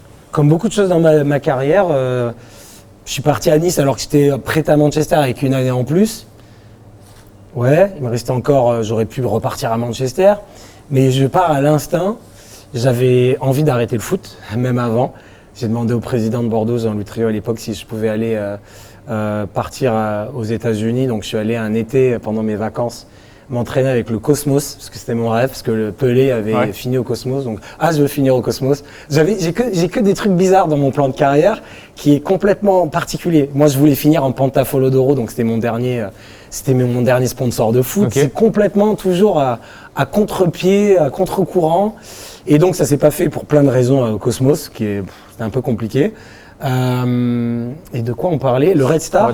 Et un peu mon Cosmos à moi, par rapport à ma vie d'enfant, c'est que j'ai un ami qui est dans la mode, qui est le boss des éditions Jaloux, qui ont les magazines L'Officiel, Jalouse, L'Optimum, etc. Et qui était foot. Et un jour dans le train, entre Bordeaux et Paris, en janvier 2014, parce que c'était pendant la Fashion Week Homme, j'avais un pote qui est un créateur de mode, s'appelle Damir Doma, et son défilé était pendant la Fashion Week. Et je prends le train pour aller voir 2-3 défilés, dont Damir, et Benjamin m'appelle dans le train, et il me dit « T'es où ?» Je dis « Dans le train ». Et je dis « Tu fais quoi ?» Je dis « Je vais à la Fashion Week ». Et il me dit « Écoute, il faut que je te présente un mec, le président du Red Star, vous allez trop vous entendre. Il est dans le film, regarde, il a fait plein de films avec des super réalisateurs, etc. Wes Anderson. Il a fait des films de pub qui sont légendaires de notre génération, mais je savais pas comment ça marchait. Je dis non, je vais voir mon défilé. Il insiste et en fait, pour couper l'histoire, on se rend compte, coup de foudre mutuel, créatif, et moi j'avais envie d'arrêter le foot. Et puis en fait, il se trouve que j'ai un appart à Paris, j'avais un appart dans le Marais à cette époque. Je me dis, je vais joindre l'utile à l'agréable, je rentre chez moi, je fais une dernière année ou deux, et puis c'est son message, sa passion du foot et dans la manière comment il l'arborait qui me plaisait. Et je suis parti à l'instinct, je suis rentré à Bordeaux, je dis je crois que je vais aller au Red Star, finir parce que ça me saoulait. En fait, je me dis je crois que ça va être un truc qui va me plaire. Et ça, c'était le maillot de cette année, dont on est champion de national. Ça m'importait peu la division. Je voulais rentrer à Paris. Donc j'ai fait un pas de malade parce que j'avais encore des clubs de Ligue 1 qui me voulaient. J'ai dit non, donc tout le monde a dit pourquoi, je voulais faire autre chose. Et donc de ça, on est champion. C'est une de mes plus belles années de ma vie. Foot et hors foot. On a joué avec Naïm Sliti, Vincent Planté, Jérôme Ergaud. On avait... Jérôme, non, il n'était pas là encore. C'était Romuald Marie, Julien Liège. Il y en a pas mal, Jonathan Tinan. Il y a pas mal de gens on a été champions avec une équipe à Meurboisa. Il y avait une super équipe. Et c'était vraiment ma dernière année sur un terrain. Parce que l'année d'après, j'étais fatigué. Très très fatigué et j'arrête à la fin de cette année-là. Et donc on se trouve à un café rue Étienne Marcel avec le président en sortant d'un rendez-vous et on dit qu'est-ce qu'on fait? Il me restait encore un an, j'écoute, je suis fatigué. Et moi mon rêve c'est de faire de la direction créative quoi. Voilà, en faisant un truc et de la direction créative, dès que j'ai commencé, j'ai mis du son dans le stade. Ce qui a amené le Media Vice. En fait je voulais un vrai DJ dans le stade à Jean-Bouin. J'ai commencé à parler avec des potes, un pote qui a un snack très très pointu sur Paris. Et donc je voulais un peu commencer à faire de l'image en mettant du bon son, de la bonne bouffe dans la buvette, etc. Et peut-être qu'il faut que je me décale, non? Non, c'est bon, c'est juste que la lumière s'est éteinte. Et donc j'ai commencé à faire ça, à faire une collab. Ma première collab mode était avec un pote qui s'appelle Thomas Rouvet, qui avait une marque qui s'appelait Racket, qui vendait ça chez Colette. Le mec a un esprit complètement barré. Et on a fait un film, on a tourné ça en Super 8, On a amené des moutons du 93 par un berger du 93, de la Courneuve, et on a amené des moutons sur le terrain. On a fait une collab avec un maillot en laine, malheureusement, ça aurait dû être là. Un maillot en alpaga, 18 éditions avec un fume complètement ouf, avec un sifflet gravé en or, au laser, en or gravé au laser, un béret militaire et 18 maillots en laine. Et on a amené des moutons sur le terrain. Le shoot était dingue, c'était Léon Prost qui a shooté, qui est un super photographe. Et moi j'aimais vraiment la photo. Et à partir de là, Vice est arrivé, parce qu'ils ont vu qu'il se passait un truc un peu dingue avec ce club. Et l'année d'après, donc, parlant des maillots, comme j'ai repris un peu j'ai repris cette direction créative, je me suis intéressé aux maillots. Les maillots étaient déjà faits. Donc ces maillots-là, je ne sais pas si c'est celui-là ou le orange d'il y a 2 ans, mais je crois que c'est celui-là. Les maillots étaient déjà faits. Et donc en général, les maillots, on sort les maillots en juin, juillet. Et j'ai dit au staff, alors que j'avais aucune école, j'ai pas fait d'école, j'ai dit, si Vice, on s'est arrangé pour que Vice soit notre sponsor, ce qui était du jamais vu. Pendant les discussions, j'ai dit à mon président, on se parlait, je m'imagine si on met Vice sur le maillot, ça va être un truc dingue quoi. Et en 1 heure, on a réussi à convaincre Vice. Okay. Donc j'ai dit, dès qu'on a eu le Vice, j'ai dit arrêtez tout. On va sortir les maillots pendant la Fashion Week femme de septembre. Donc on m'a dit mais non, mais tout le monde va attendre 2 mois, c'est pas possible. Donc j'ai vraiment joué au casino quoi. Là, j'ai dit non, on verra. Laissez-moi du temps cet été de réfléchir parce que j'ai des boutiques en tête. Et donc quand on a eu le maillot vert, le noir et les 2 maillots de gardien, le bleu et le orange, je crois que c'était un autre orange. Je pensais à Colette directement. Je me dis, faut que je connaissais je connaissais beaucoup de gens à Colette, dont Guillaume Salmon, qui est quelqu'un que j'apprécie beaucoup, qui lui est au PSG maintenant, qui s'occupe du lifestyle au PSG. Et j'étais un client régulier. Et donc j'envoie un mail à Sarah Lerfel, qui est la boss de Colette, et la fille de Colette. Et je lui dis voilà, j'ai un plan, voilà, je représente le Red Star. Voilà les maillots, on a Vice en média et je vous laisse les 20 maillots, qu'on n'avait que 20 en orange, 20 en bleu. On vous les laisse qu'à vous, même nous on les vend pas, est-ce que vous êtes d'accord? Je reçois le mail, oui.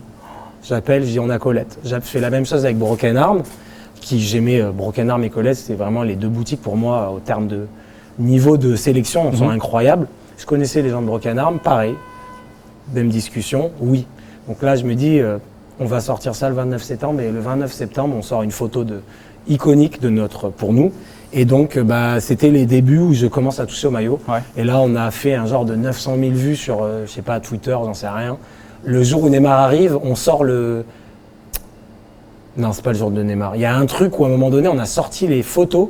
On a vendu le maillot le 29 septembre, mais les photos sont sorties le même jour où Neymar arrive. Okay.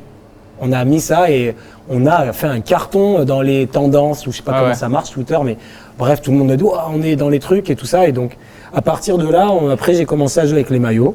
Ah, c'est ce que j'allais dire. Est-ce que tu es aussi à l'origine du maillot, du 3e maillot tatouage? Non, ça, c'est pas moi. C'est pas toi. Mais par contre, c'est une super idée. C'est BETC qui a eu cette idée, qui nous aide de temps en temps. Donc, c'est BETC qui a eu cette idée, c'est pas moi. Donc, j'ai eu plutôt des fois d'autres idées, notamment sur les maillots là, mais le tatouage était le 3e maillot, mais ça, c'est BETC. Et vraiment ce maillot là que je trouve aussi incroyable, voilà. Ces 2 là. Ils sont vraiment très beaux. Ces-là sont. Alors, celui-là, dans l'ordre chronologique, c'était celui d'avant, où alors celui-là, c'était le maillot extérieur. Et je me suis dit, le maillot extérieur, il faut qu'on se lasse, qu'on s'éclate. On a des gens qui nous aiment à l'international. Tous les jeunes du Red Star, les 500 jeunes, quand tu leur fais un maillot rose, un maillot punchy, alors ils sont tous fous avec ça. Et ce maillot, je crois que cette année, le maillot rose a été vendu plus que le maillot vert. Okay.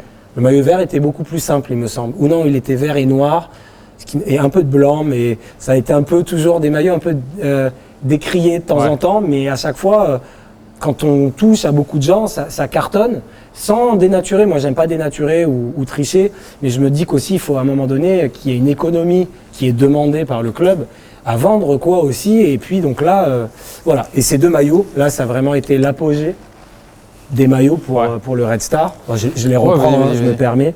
Ça, l'histoire est assez incroyable, parce qu'on est dans les bureaux de Adidas, parce qu'on était encore chez Adidas. Donc là, vous pouvez voir un peu des petites scénettes, comme si c'était pas des tatouages, mais des petites scénettes d'histoire du Red Star, où on voit on le voit mieux sur le blanc. On voit Jules Rimet par exemple ici, on voit les jeunes qui ont fait le Red Star Lab ici, le train ici parce que... non, c'est pas le train, c'est le pub, je crois que c'est l'Olympique, pardon. Mais il y a un bateau, pardon, je me trompe. Je sais pas où il est le bateau, mais il y a un bateau, je crois, quelque part. Il y a l'immeuble, bon, je sais pas où il est. Peut-être que je me trompe. On l'a peut-être enlevé. On l'a peut-être enlevé justement pendant les scènes, parce que le Red Star vient de l'histoire de la Red Star Line, qui est la compagnie fluviale qui faisait le trajet entre l'Angleterre et la France.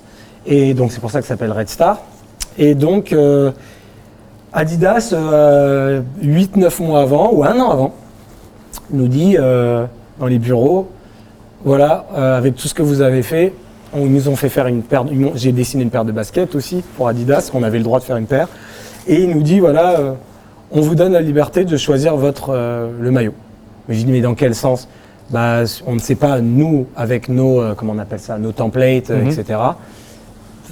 Toi, va le chercher. Donc, dans le club, forcément, c'était mon job de faire ça. Donc, j'avais le choix d'aller chercher une marque pour collaborer. Okay. Et c'est chose qu'Adidas n'avait jamais fait, avec même les plus grands clubs. On arrive au dernier maillot, les 2 derniers maillots du Red Star, les maillots de cette année. Oui. Avec un design assez sympa et surtout un nouveau sponsor. Oui. 2 nouveaux sponsors, Kappa et Linked Out. Exactement. Donc après, le sponsor, maintenant on a une cellule qui est beaucoup plus partenariat, un peu plus corporate, etc. Il y a eu un changement de sponsor qui est un peu le clin d'œil à LinkedIn, qui est c'est une plateforme, mais qui vient en personnes qui sont dans le besoin de travailler. Je ne saurais pas trop bien l'expliquer, mais bon voilà. Je trouve qu'il y a un côté assez social et qui peut aussi coller avec l'image, qui colle avec l'image du Red Star. Carrément. Kappa est arrivé, donc aussi, ce maillot n'a pas encore l'histoire pas tout le monde est au courant de l'histoire. Parce que dès le début, on avait commencé à communiquer sur le logo avec le scratch. Parce qu'on pouvait changer et mettre un scratch selon différentes périodes de l'année pour à un moment donné s'exprimer sur un sujet. Okay. Ça peut être, je sais pas, ça peut être comme à l'époque, comme on l'avait fait, ça pouvait être autant Black Lives Matter qu'un sujet sur le cancer du sein, que sur peut-être voter, je sais pas, il y a beaucoup de choses où des fois il y a d'autres idées qui viennent aussi avec l'agence BETC. Moi, après, à un moment donné, je me suis aussi... on a discuté avec une marque très, très, très pointue, très street, qui s'appelle Daily Paper, une marque hollandaise, avec je trouve pas le mot, avec des origines africaines aussi. Okay. Et Daily Paper est une marque très, très forte, qui a une grosse communauté, mais avec des très, très bonnes vibes. Et donc, on discutait avec Daily Paper sur un moment donné comment représenter les rayures, ou les rayures du moins le côté, mais d'une manière avec un art minimaliste, avec quelque chose. Comment faire en sorte qu'il y ait quelque chose qui soit représenté dans les couleurs, mais en s'inspirant de l'art d'une manière minimale. C'était un peu mon sujet avec le Red Star. Interpréter les rayures, interpréter les couleurs. Et donc en fait, moi, comme beaucoup, on aime beaucoup l'art. Et il y a une photo qui m'avait souvent marqué, qui était une des photos les plus chères du monde à l'époque, d'Andreas Gursky, qui s'appelle Rhine 2.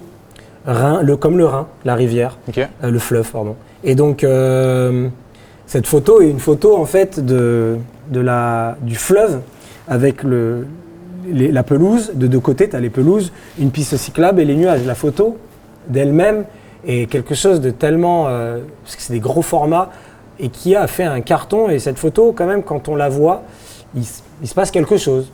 Donc, cette photo, on l'a mise, qui était à l'horizontale. Dans mes moodboards et dans les discussions avec Daily Paper, je l'ai mise à la verticale. Je me dis, tiens, il y a du vert et il y a du blanc. Et en fait, il y a une manière déguisée, inspirée de représenter l'art sur un maillot.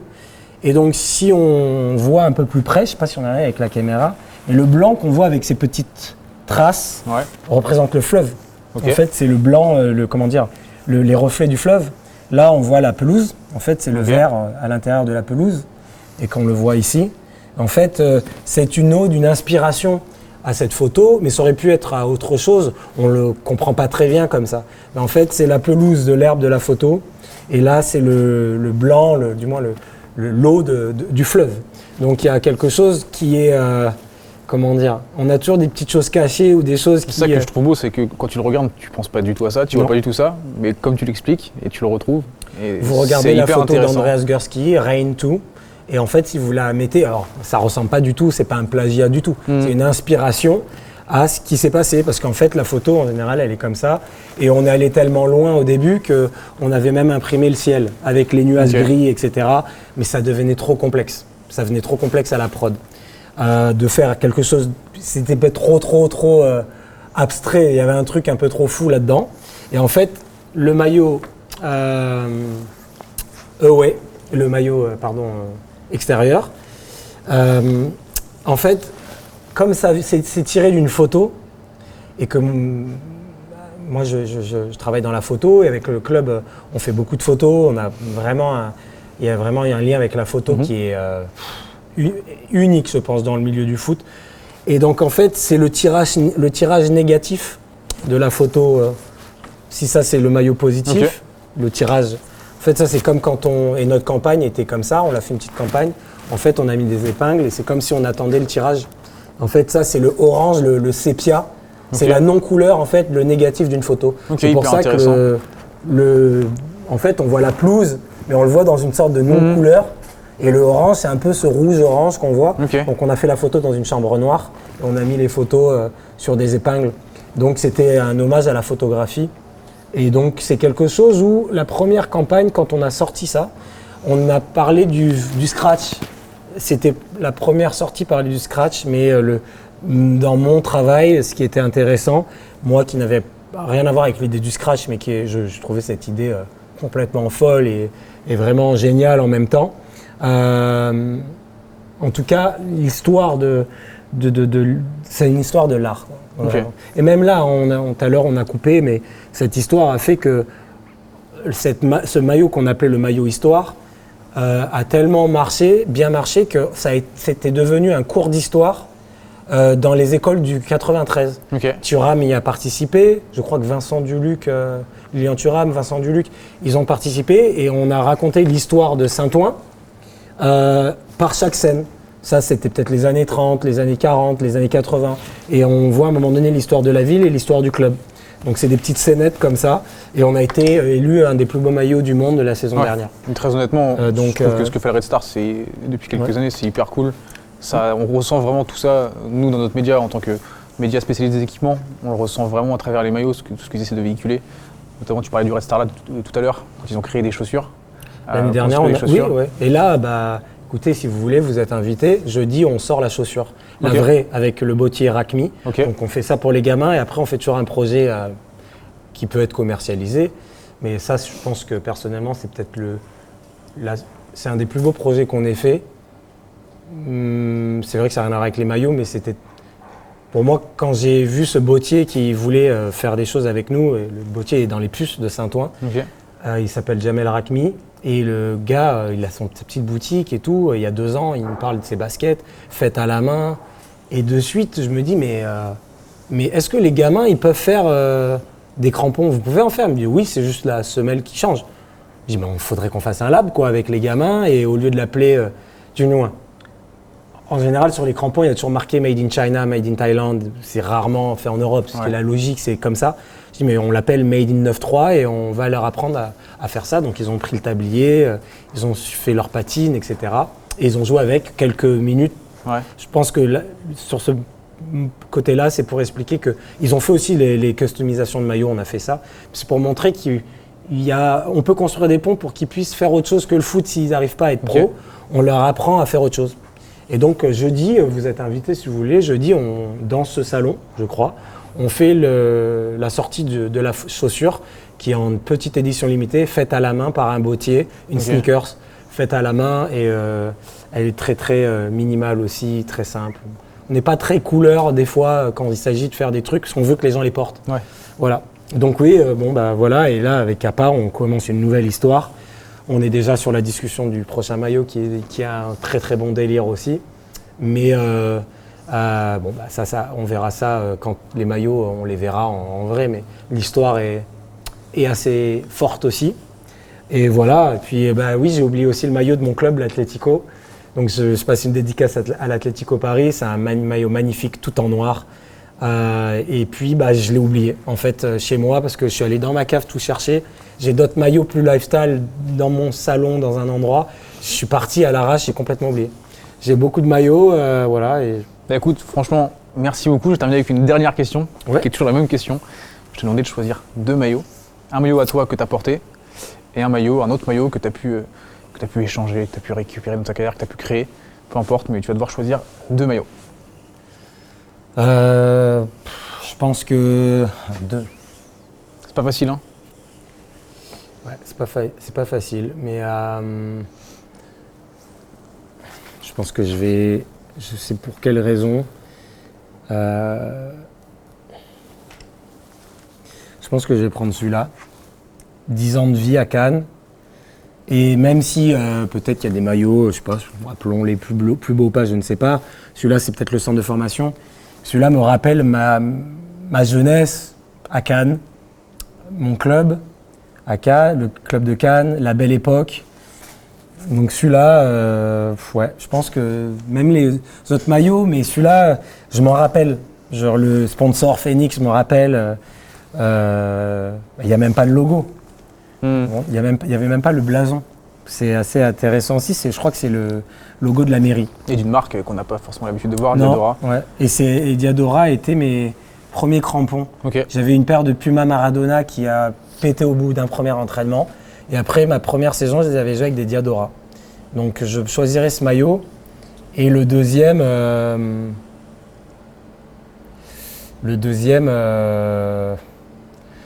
pense que c'est juste. Ça doit être des années 90, c'est des années 90, et je me retrouve avec celui-là, quoi, je pense. Ouais. Non, pourtant à Bordeaux, j'ai été champion, on n'a même pas parlé de ça, mais j'étais champion de France, j'ai tout gagné avec ce club et tout. Mais c'est un peu le rêve, le gosse et le rêve de gosse, voilà, la réalisation du rêve par obsession. Ouais. C'est vraiment l'obsession qui m'a amené là, et puis dès qu'à un moment de genre, je suis arrivé là, mais vraiment par obsession. J'ai une autre manière de voir le foot, donc ouais, je pense que c'est ces deux-là. Écoute, je pense que c'est une belle conclusion. Je te cache pas que d'habitude, la conclusion, on l'a fait en mettant tous les deux le maillot sur le dos. Vu la taille de celui-là, je pense qu'on va pas le mettre du tout, ça va être compliqué. Je voulais te remercier tout simplement. Désolé, ouais. Franchement, merci beaucoup pour toute cette collection, merci beaucoup pour cet échange de presque 1h30, 2 heures. Ouais. Là ici on a mis la version courte, mais je vous rappelle que si vous voulez voir tout l'échange, on a mis le lien dans la description avec la vidéo en non répertoriée, vous pouvez la retrouver juste en cliquant sur le lien. Encore une fois, merci beaucoup. Merci d'avoir pensé à moi aussi. Avec plaisir. Plaisir partagé. Et puis on se retrouve très bientôt pour une nouvelle vidéo. Salut.